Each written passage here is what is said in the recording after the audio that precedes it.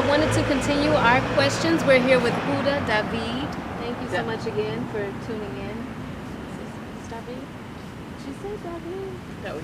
Dauid. We're here with Huldah Dauid. Okay, so we'll go on and continue our interview here with Huldah Dauid. Dauid! So we're going to continue our interview here with Huldah. It's the Knock and Lay Show. The Knock and Lay Show. The Knock and Lay Show. The Knock and Lay.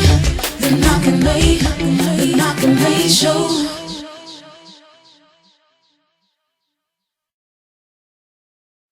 Shalom and welcome to the Knock and Lay Show. I'm Knock, I'm Lay, and we had the pleasure of interviewing Huldah Dauid. Now, Huldah is a wife, she's a mother, she's an educator, a YouTuber, and an author. It was a pleasure to be able to sit down and speak to her about some of her inspirations, what encourages her, what drives her to do what she does. She's an extraordinary woman, and one thing that sticks with me about her is she's very, very humble. And also during the interview, she speaks about her YouTube channel, her royal roots, as well as the books that she has had published. And we happen to have one of them here today, and it's called Little Judah in America by Huldah Dauid. So please check it out on Amazon. It's an amazing book. The children really enjoyed it. Didn't they enjoy the book? Yes, actually, my son, who's 4, his name is Yehuda. And when we read him the book, when he heard the name, he said, "That's me."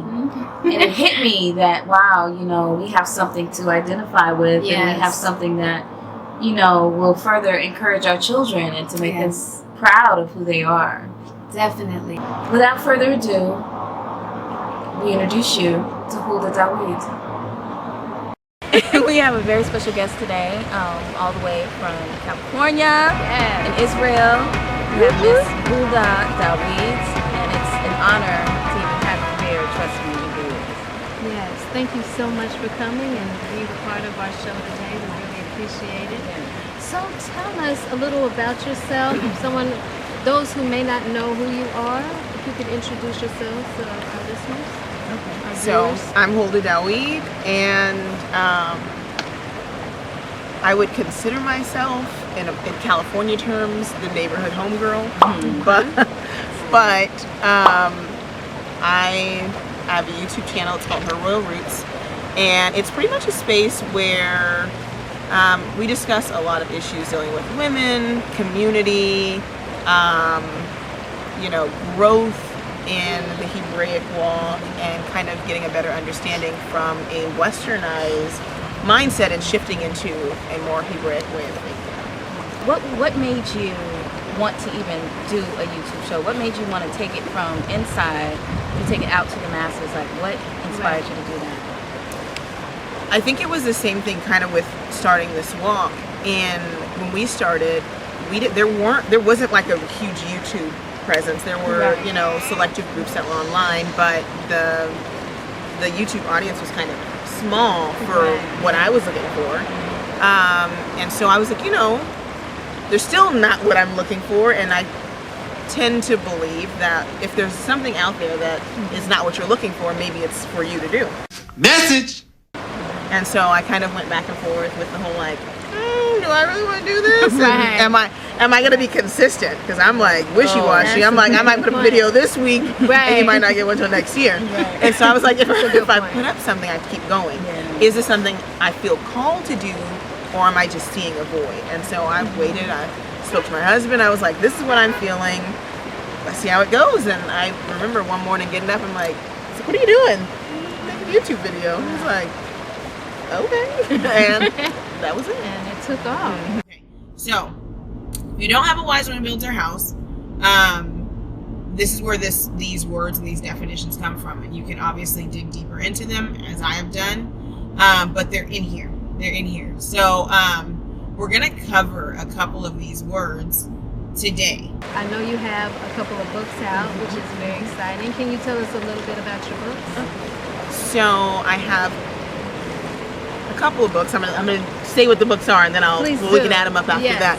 The first one I did was Humbled by His Presence, and it's a devotional. I think it's 21 days. It's a 21-day devotional, and it was kind of a lot of personal experience of coming into the walk, but a lot of things that I thought were important in kind of filtering through some of the previous religious beliefs that I had, and like seeing them from a more Hebraic view.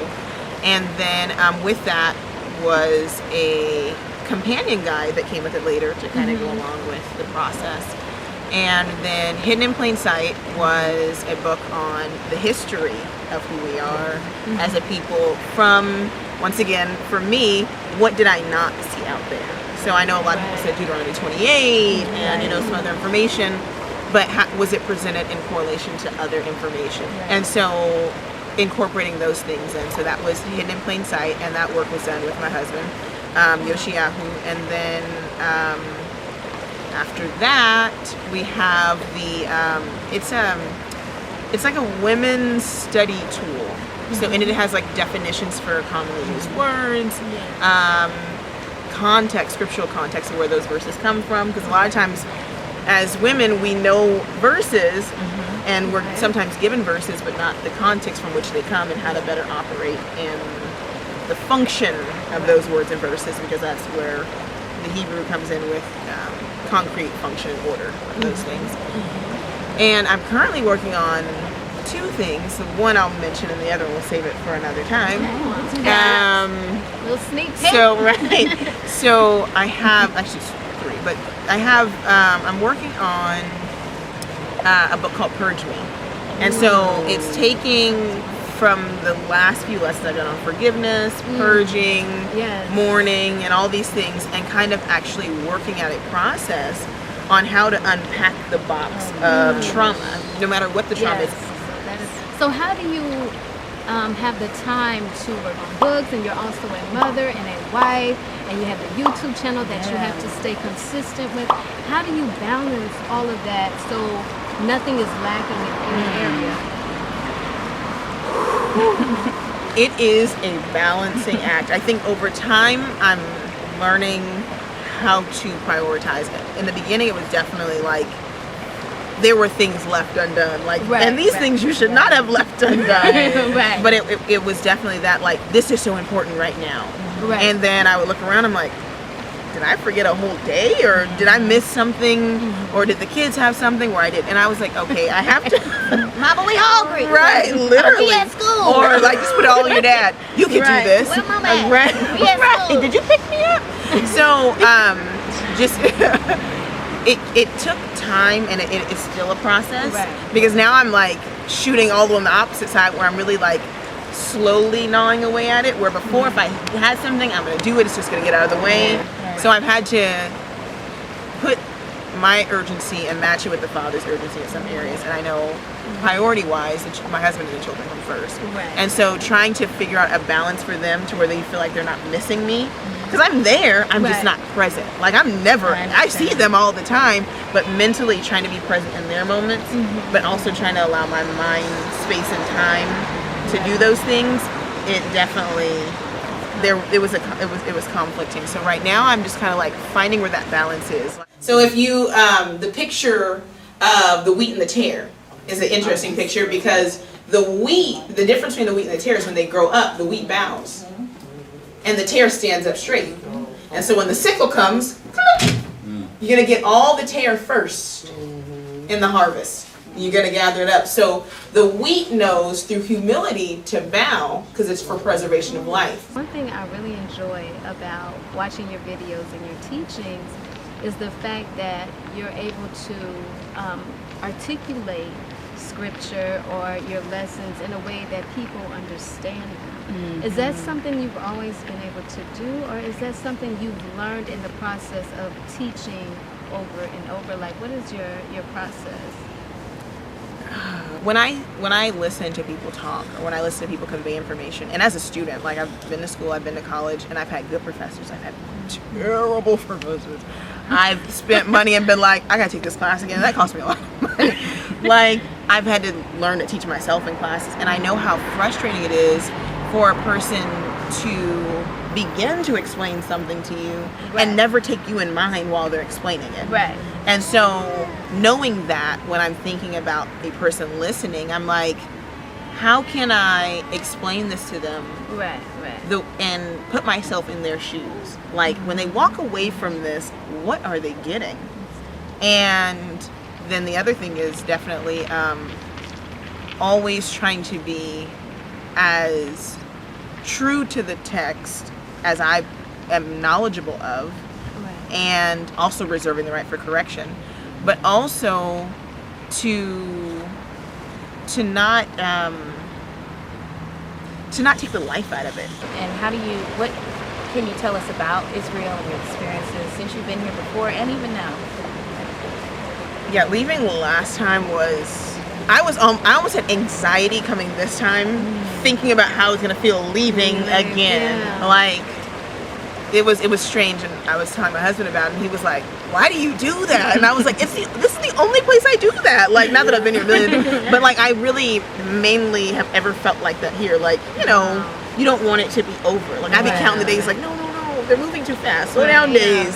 Came just me and a girlfriend of mine who came, and that by itself, just like trekking across the country to a different place. And I mean, we knew it coming into it, but just like, wow, what a testimony. Like two women doing this, two mothers, because not a lot of moms get to travel. And so in saying that and having that whole experience with Pesach with you all, and I saw Egypt while I was here, and I met people, and I went all over the place.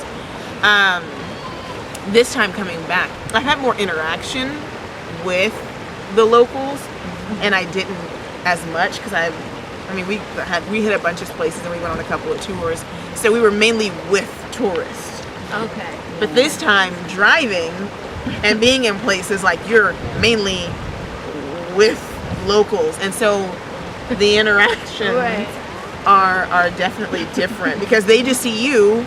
They don't see you as like an American just because you're brown skinned. Right. They're like, you could be anybody that lives here. Yeah. You could be here. So you don't get the like tourist treatment when you're driving your own car. You get fussed at the same. You get honked at the same. Like it's definitely, you feel like you are here. Did you get anyone from America before you came? Were like, okay, be safe, or were they kind of scared or terrified of you coming to Israel? And why do you think that is, that America or just people outside of Israel view Israel in that way? What I told people when I got back was that Israel is probably the safest place on earth. Yes. And the reason being, I think it's twofold. One, I believe that when we are allowed to come here now, if you force it, like if you just like, I'm just going to run through the Egyptian border and find out. I don't know. But definitely coming from the States, if the Most High, especially how our finances are, I mean, if He allows the provision for you to come, I believe that it's meant to happen. Because you're told that there's always a threat, which there is an imminent threat if you're in a place, occupying a place, and there's people surrounding you that want the same place. I'm not going to take that away. But I think that the Israeli government has done a very good job of keeping themselves and the people here safe. But I think keeping it on the forefront of everybody's mind as a state is also something that's very important. So we see a lot of the negative in the States of what's happening here and in Gaza and with Iran and how everybody wants to attack us. But when you're in the land, you don't feel the pressure of it. You don't feel like, oh, I don't know if I should turn around this corner. Like you don't have those feelings. It feels familiar, but being amongst you all makes it home. Yeah, that.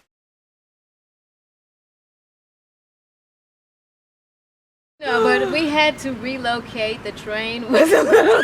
You don't have to explain the drain. But the inconsistency. But you don't have to explain the drain. It was a baby alligator in the water. And we moved. And we back. Right. Meaning it don't matter. You just move. It was a drain. The water was actually draining in this little hole on the right side. So we moved. Oh my God, not me. Take a little slurp. I just need to let you know. Slurping noises. I'm like, dude, just say we move. God. Well, I needed to let him know. What are your views on living in Israel? So, the second time around and seeing more stuff, like the heart's desire is to be here. The impossibility that they place in your mind on getting here is not the impossibility that exists. I don't think there is an impossibility as much as it is research. Like, what resources do you have? I know people worry about like work and where they're going to work and what they're going to do with, and those are things to be considered. A lot of people in the States, it's pushed out of education. There's a bunch of people here, like for myself, the research I've done. Last time I was here, I met a teacher who does the placement for educators in America who teach English, and there's like a full program where you just sign up and they give you your work visa, and there's people all over, and there's programs. So I think coming with a plan helps. And like people say, don't go there, don't do this, don't do that. That was here. This, you preach out of this book every week, and you've never seen it. You never talked to people that live there, and you come to conclusions about things. And so that was my main reason for coming here in the first place, and to be able to ask people questions that maybe people don't feel comfortable, answering online or other places. And so by you guys opening that door just a little bit, it kind of allows other people to have a view into something that's beautiful, and changing our mindset, because whether you feel like it's now or not is like you said, up to them.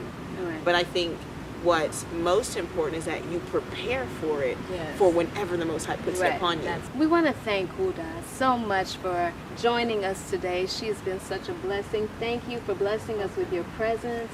We really admire you and the work you're doing for the community. So thank you so much again for being with us.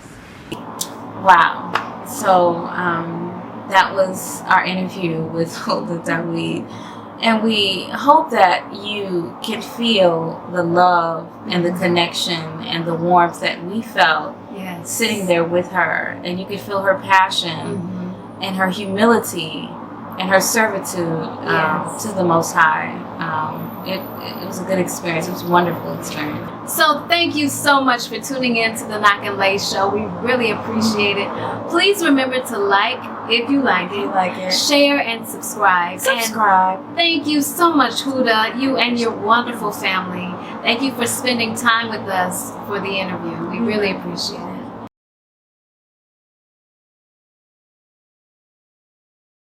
Better, that's a little better, yo. Thank you for coming to the Knock and Lay Show. From California to Ashkelon, let's go. You gave us some words, you told us some truth. Now we pray you get home safely in the Bentley coupe. Get a Bentley coupe. Get a Bentley coupe. Yo. I got a hype man? Oh, here she go. Wow. A little bit louder. Oh. My left one went out.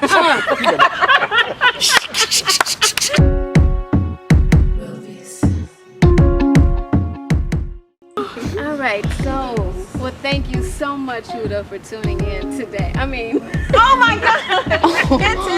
Huldah. What?